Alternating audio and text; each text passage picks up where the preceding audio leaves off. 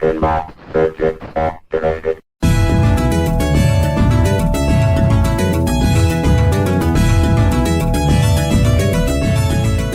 Steve Austin, astronaut, a man barely alive. Gentlemen, we can rebuild him. We have the technology. Episode 3. Evil, 6 million dollar man. Same color scheme as you. All right. Playfield swap time while the cabinet base coat is drying. So I've put the blind nuts in Playfield already, and next step for me is installing the pop nails. And I go ahead and do that now and get the pop bumpers on. And the reason I do that is because I want to have the pop sockets on the back when I run the ground braid, which will be the next step. So first thing we need to do is countersink these holes, okay? I'm going to be reusing the original pop nails that I removed from the other Playfield. And these, just so you know, on the old Playfield, just remove your pop bumper assembly completely. And then these will, once you take the actual pop solenoid brackets off, these just hammer out the back, and then they have little screw fitting, so you can just unscrew them. And then I just use a wire wheel and clean them up. So going to, this is a countersink bit, and I'm gonna just do some countersinking here. And I just try and get these the right size for the head, because if you don't, they're not going to be flush and you're not going to be happy.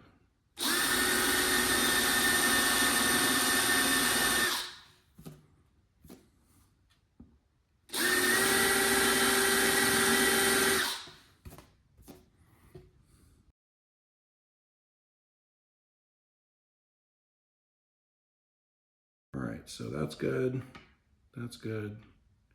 Good. All right. Now, I'm going to go ahead and clean out the hole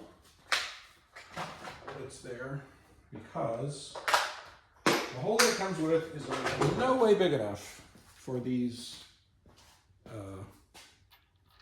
pop nails. And you don't want them, you don't have to hammer on this thing too hard to get the nail in there. So I just clean these out.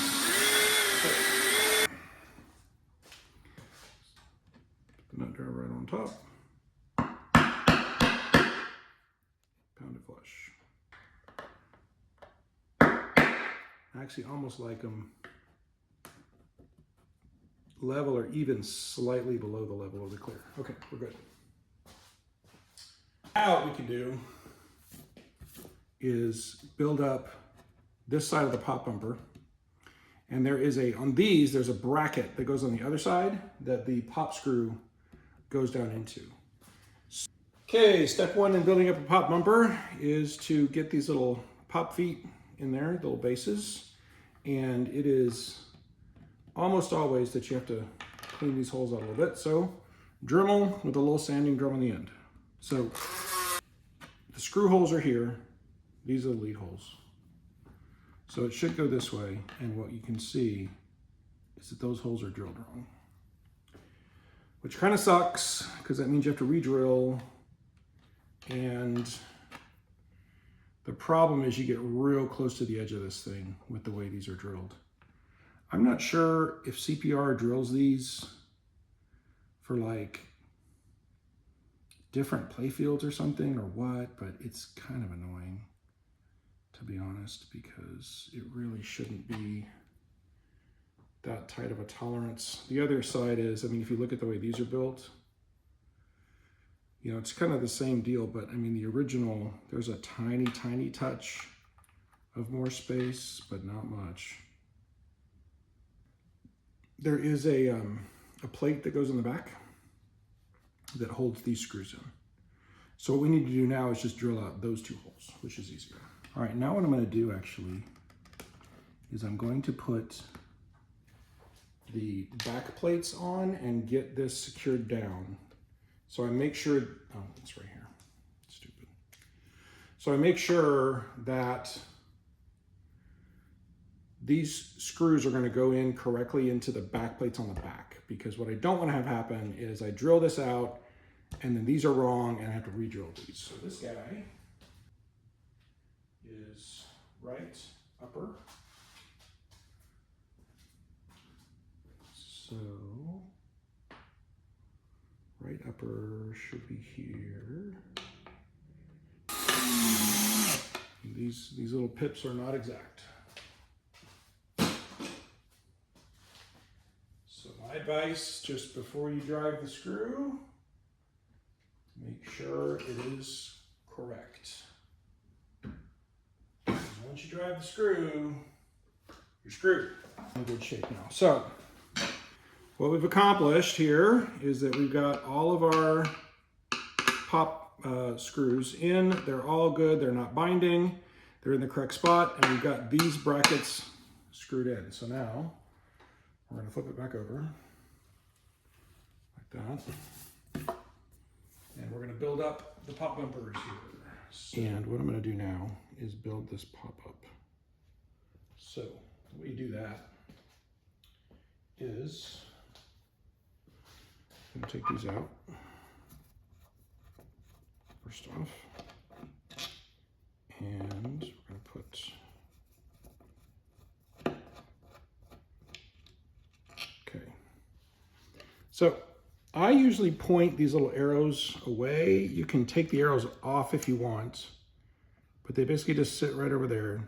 Okay, make sure everything's lined up correctly and they're moving freely. You can cut those little, snip those little arrows off. I actually don't know what they're for. If anybody knows, feel free to comment. But I always point them the same way. It just looks better. Looks like you made an attempt to be, you know, complete. This is going to go, it depends on the pop. Some of them will, you're able to slide this ring over the pop body. Some of them you cannot. This one you cannot. So what I'm going to do now is put in my screws so it's set in there. Spring. Another chewed up body. This game was in an arcade, so it doesn't necessarily surprise me that the pops and such are chewed up. It was well played. And now it gets a little new lease on life, which is kind of cool. I always like restoring these old games. It's kind of why we do it, right? Taking something that was tired and old and beat up and restoring it to what it used to look like. Or maybe even better. I feel like Bob Ross right now. We don't make mistakes. We have happy accidents. And now, let me see if the socket will go in legs. Oh, look at that. We are living right, people. Okay, so now what you see we have is our leads, which we can now bend outwards. Okay, so now when I go in to do the next step, which is ground braid, I'll have those leads in place so I know where my ground braid has to go. to hook in there correctly. This is tinned copper wire, which you can get online. I forget exactly where I got this from. It's like the Wire Depot or something like that. And I really recommend you spend the money to get actual tinned copper wire. Some people use like hanger wire for pictures, which will work, but you're going to lose. My thought is you're probably going to lose some conductivity over long runs. So I just spend the money for this stuff. It's not that expensive. I think this roll is 100 feet. I think it cost me like $70 for the whole roll. And this will do several games. So with this, I've done this a few different ways when I've done Playfield swaps, because what I really like to make sure is that I'm not going to have an issue with being able to solder in to the correct area on the base of the socket when it's all said and done. So what I've done before, where I desoldered all of the signal wires off the tops of everything and moved them all over, moved all the sockets over, and then ran the wire. But then you have to resolder everything, and it's a pain. So this one I'm going to try using, I've got these sockets that are new, and I'm just going to use these as like templates, right? So, I'm going to screw them in to where they go, and then I'm just going to make sure that the wire that I'm running will hit the socket base the way it's supposed to. And I'm just going to go a few at a time and run this around. So let's see how that works.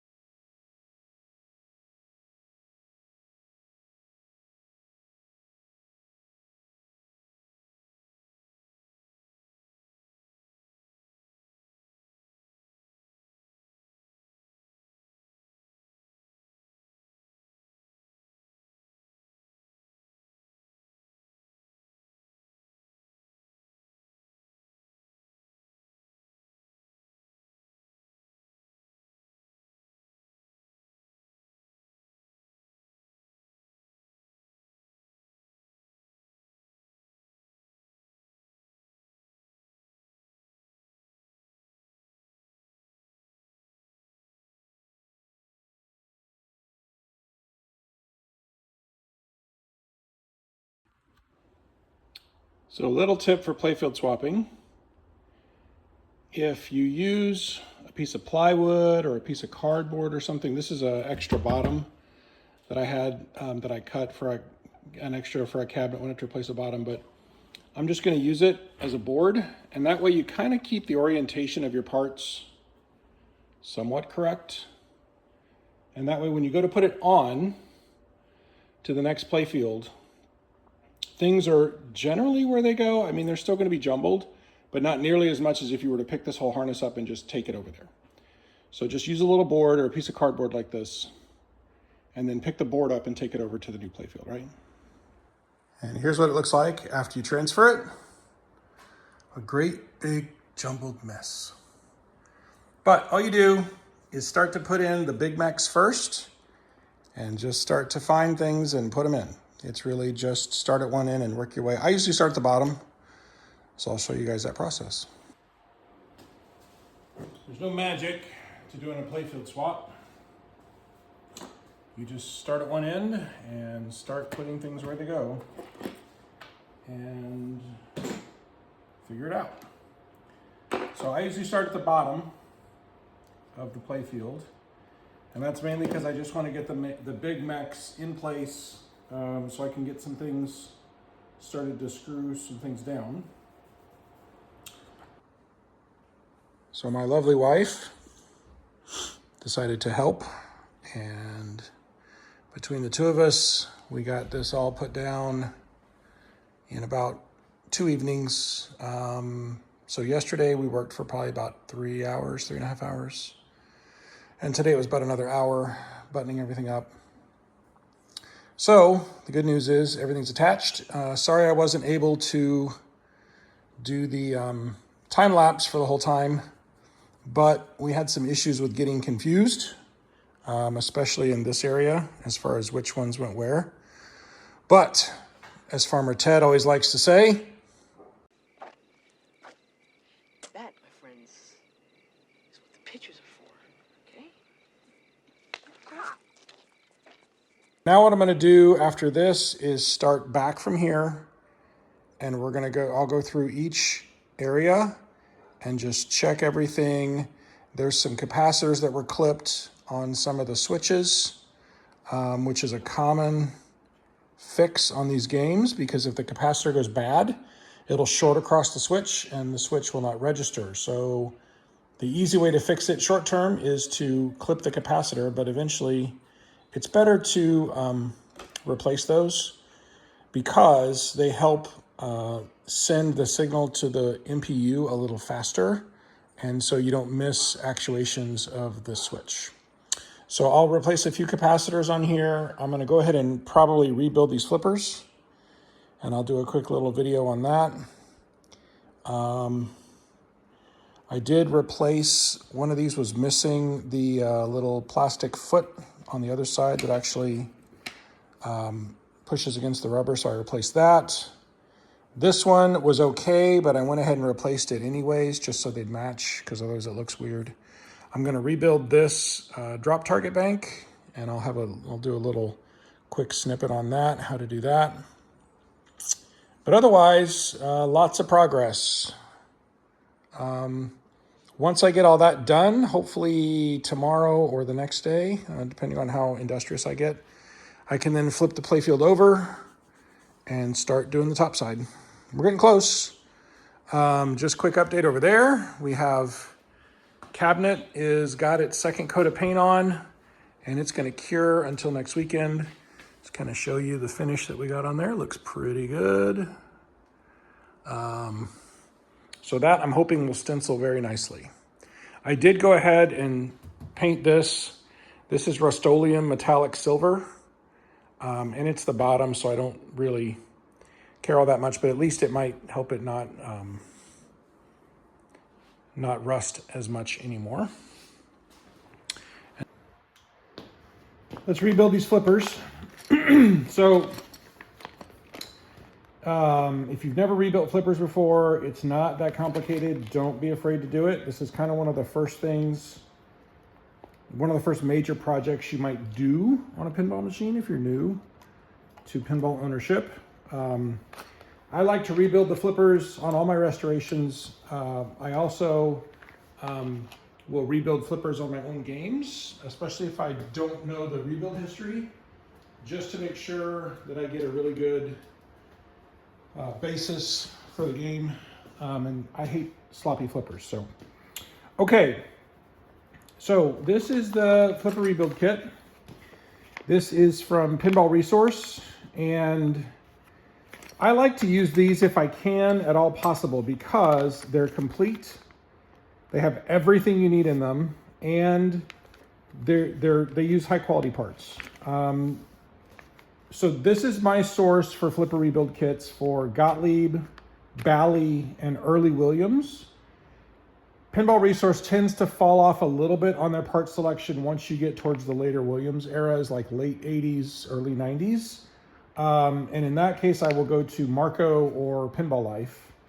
But I will say that I believe it's these bushings here that are not included in the Marco kit. So just make sure when you're ordering a kit that you know what's in it and you're getting everything you need. So you get a plunger. You're going to get new springs for the backside of the solenoid. You get new hex keys, hex nuts for your rotary thing here, which is nice because these are oftentimes stripped out. Okay, you get a new sleeve, you get a new spring, you get a new end of stroke switch. You get a new crank, which is nice. And as I said, you get a new bushing and you get a new coil stop. So all of that is included in this little kit. Oh, look at that. Wow, this is nice. They even, and I haven't seen this before, thank you, Steve Young, they even give you the hex key, which normally, you know, I would say keep your hex keys around because you need them, but there you go. All right, so let's go ahead and rebuild this. First thing to do is just remove the entire assembly from the board, from the Playfield, I mean. Okay. And we're just gonna set these aside.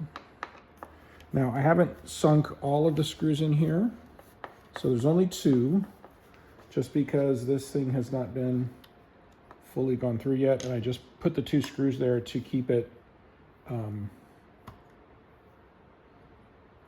where it needs to be.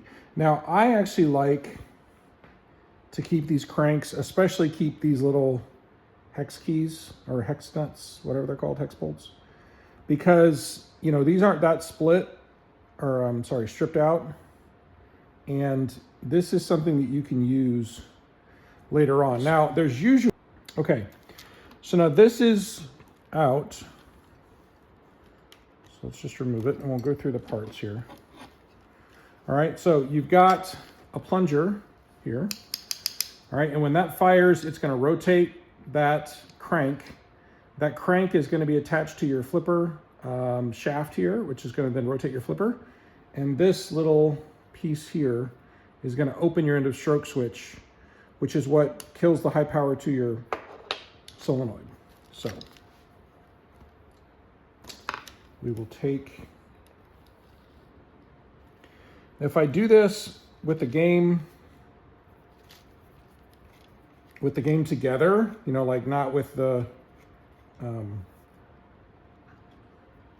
Playfield on a rotisserie like this. If it's in the game, what I usually will do is desolder these wires and take this entire assembly out of the game, because it's kind of a pain to do this with the Playfield up in the service position. And, you know, it's just easier to just desolder it off there, take the entire assembly out, and do it on a table in the house or something.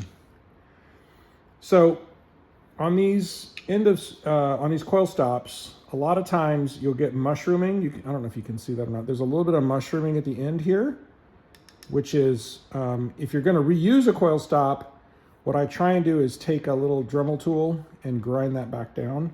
But luckily, Steve Young gives us new coil stops, so this is now trash.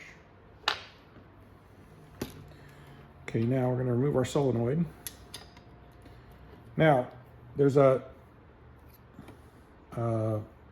sleeve in here, and I just clean these up with Simple Green. This sleeve will be replaced with the new one. This is like my favorite cleaner by far for pinball games. Be careful with the sleeves because they are paper and they will come off.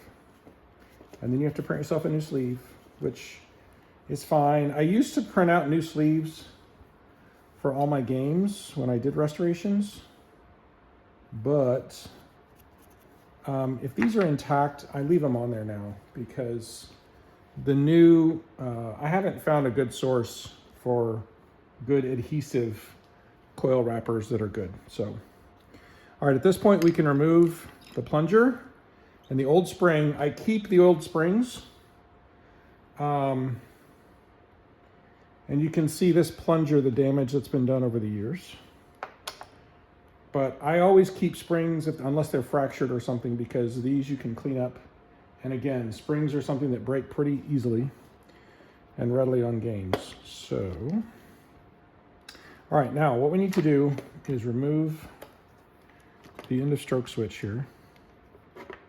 And then I'm just going to clean the base with some simple green. So let's take this off. Now, you do need this end plate and these screws, so don't lose those. Okay. So now what I'm going to do is just take my simple green and just clean this up a bit. I'm going to avoid this flipper assembly sticker because that's actually original and that's kind of cool that it's still there. So I'm not going to mess with that. Okay. I'll just do the back real quick like this. I don't know if y'all can see that or not. Okay, so first thing to do is replace this guy. And so we just take these out. Now you'll notice that this one's missing a screw here, so I will replace that again from my graveyard, my boneyard over there. And that's why I keep extra parts, because otherwise, I mean, these aren't hard to find. They're just pretty standard screws. I forget exactly what size they are, but they're not hard to find. But you know, if you have parts that are usable, keep them. All right, this can go away. And we're going to put our new one in. Okay. And now you just line up the holes. Put your screws back in. Now, I'm going to get another one of those out of my... Okay, there's that. Now, what we can do is take our new...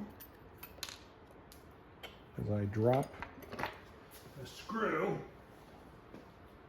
All right, so in order to avoid doing what I just did again, I'm going to go ahead and install this into stroke switch. Now there's fish paper in between here, and this is what insulates right here. This is what insulates the crank arm when it hits this. Now, what you'll notice on the original, which is right here, that fish paper is now disintegrated. And so you can see actually right there where that metal crank arm was hitting this every time you flipped the flippers. So it's not like a massive issue, but anytime you can insulate things from electricity, in my mind, it's a good thing. So I'm gonna put, and I like to keep the other flipper assembly to use as just a reminder of the way things go. So I put things in correctly when they're all going in. So if I were doing this again on a game, I would take both assemblies out and take one of them inside, take them both inside at the same time, and use one as a guide while I do the first one. And then once the first one's rebuilt, then you just use the other one as a guide. Okay, so because this has fish paper on it, I don't need to insulate that crank. And you can just bend these little washers so that they give you the right amount of push, I guess, would be the thing. And the whole point of these is that it keeps the solenoid from rocking back and forth in up against this thing as it fires. So that's the point of that little spring washer thing that goes right on the coil stop. All right, now, last thing is to do this. So you want to just orient this the same way and just solder the wires exactly as they are, okay? It's not anything super exciting. I do like to replace the little insulator tube, and I just use a piece of aquarium air tubing. which I just bought a bunch at PetSmart or whatever. And I use that to insulate one leaf because you don't want to short across this guy. So again, just pay attention to which one is your short leaf and which one is your long leaf if you're into stroke switch, right? And you're just going to solder it in exactly as it is. So that's going to go in there. All right, so now that's stuck there. So now what you want to do is just actuate your flipper. All right, and then I hope you guys can see that. What you're trying to get is about a 1/16 of an inch of separation, okay? If you have, and you can adjust it by bending these back to where this guy is, there you go, that's what you want. I hope you guys can see that. If what you want to do, if it's not separating, obviously you're not going to get your stroke switch firing, which means you're going to send high voltage through this coil for too long and you're going to burn the coil. If it separates too quickly, you're going to have weak flippers, so because you're not going to get a full throw on the flipper before it cuts off the power. So what you want is a 1/16 of an inch right there. And that is how you rebuild flippers. Pretty easy. Next task is going to be rebuilding this and replacing all of the drop targets. So my way of doing this, I don't like to do this with this on the game. So I'm going to go ahead and remove all of these. Okay. Now, I'm going to take this off. I'm just going to let those sit right there like that. Now, we got to take the solenoid off. There. Okay. Now this will go over to the workbench. Okay. Now, just so you guys may not know how these work, these are your individual drop targets. When they go up, they catch on a little ledge here. Okay, see that? So what you need to do when you install this into a new playfield, you need to make sure that that has space to catch, because if you put these right up against the wood and they can't come forward like that, they're never going to lock. I've made that mistake before. Also, so the way these come up when that solenoid fires is this bar just rotates and puts them all up, and then they get knocked down, actuate the switches, comes up again, okay? So I always check all these springs, and these are all good. A lot of times these are mangled or broken or whatever. So all we're gonna do on this one, actually, is clean it a little bit and replace these. So what you have to do to replace these is there are keeper pins down here that you have to get to and change. So the easiest way to do that is to unscrew the back. Reinstallation. So first thing I'm going to do is reinstall the solenoid.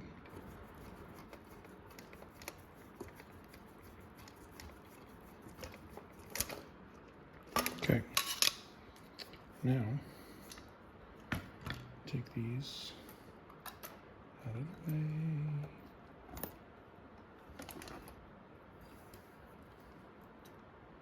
Don't lose those. Okay. Take this guy out. I'm losing screws left and right. All right, let's get this here.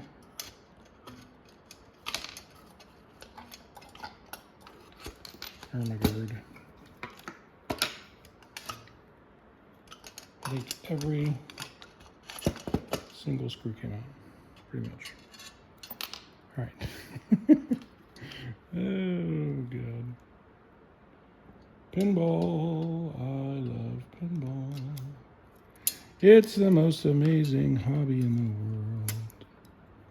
Except for when it makes you curse. Because your screws go all over the place. But if you persevere,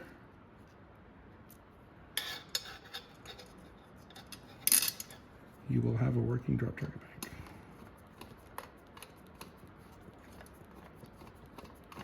I'm probably gonna lose like 20 subscribers over this video because you guys don't want to hear me sing.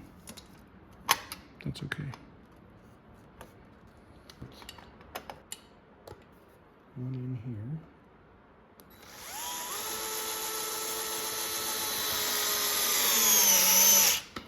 There's one.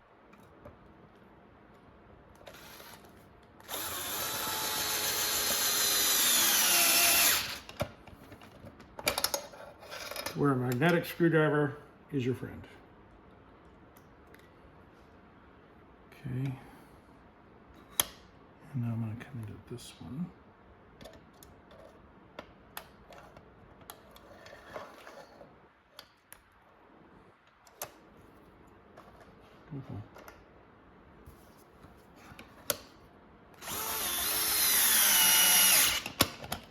Okay.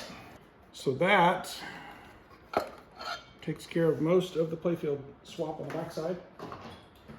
So now what I will do is just go through every switch and try and make sure that they're all good in their positions, that the switch positions are adjusted correctly, get as much of this done as I can. I'm going to replace the capacitor on this switch over here that you probably can't see because the camera's wrong. Well, maybe you can. Just move the camera real quick. So there are capacitors on these stand-up switches. And the reason, my understanding, the reason why they did this is because there was an issue with the early Bally MPU boards missing switch activations. And so they wanted to increase the amount of signal. So they put these capacitors on here. So the capacitor holds a charge, and when this activates, it's going to sort of increase the amount of signal going to the computer. That's my understanding. I could be wrong, but that's my understanding. So what can happen is when these capacitors go bad, it basically makes a short inside the capacitor, and you've shorted now across your two lugs of your switch. So the way these MPUs work is they go and they continually kind of query every switch. And if they see a switch is closed, they're going to go through and they're going to query it again. And if it then opens, then it's going to go, oh, that switch just closed. I'm going to score some points. If it sees it closed again, it ignores it. And so what happens is you'll get dead switches and they won't work anymore. And it's because this capacitor shorts out. So what people will do to get the game going again is they will clip a leg off of this capacitor and just leave it unclipped. Like this one's been completely removed. What that does is it removes the short from the switch and it allows the MPU to detect the closure again, but then you will have the possibility of having problems where the MPU won't detect the closure as well. Time to remove the wire guides here. Now, sometimes you can just pull them up like that. Yeah, these are just gonna come right on up, I think. To install wire ball guides, what you need to do is drill out these little holes a little bit so that it'll go in there. Now these are just placeholder flippers, so don't worry about that. I know they're off. Okay, whenever you drill into clear coat, you want to make sure that you are in reverse first, because if you go forward, you can crack your clear coat. So reverse, get down through the clear coat like that.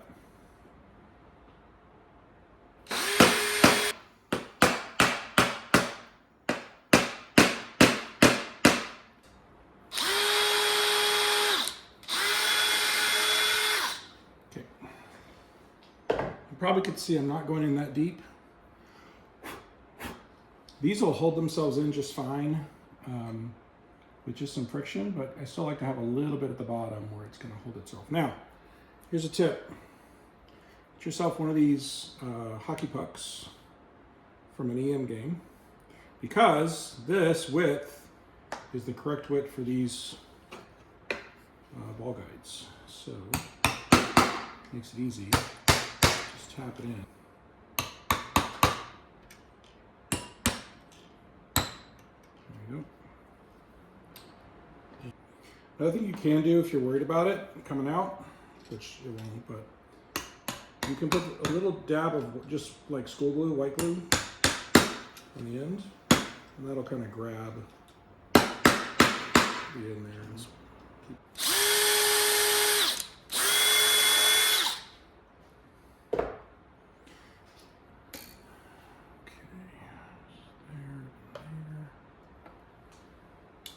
hockey puck.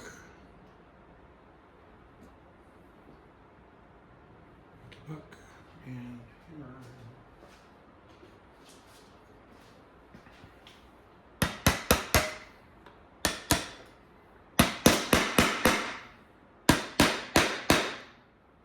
Okay.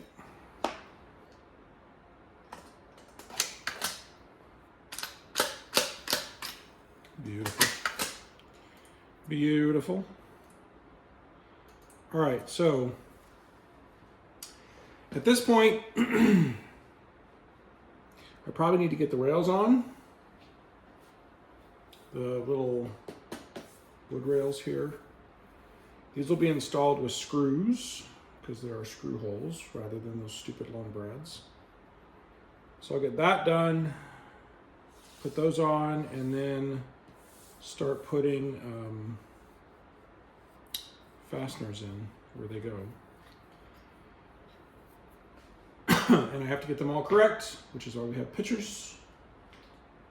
Thank you, former Ted. So we'll keep going. Progress update.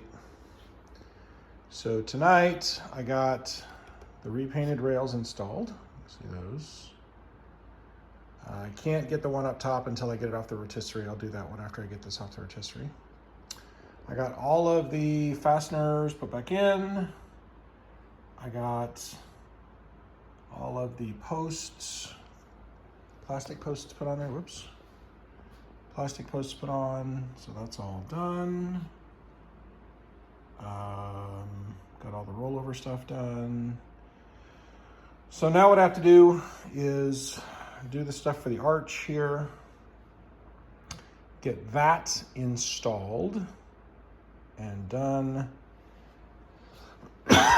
And then I can kind of start, I got to put the trough assembly together. I'll probably do that tomorrow.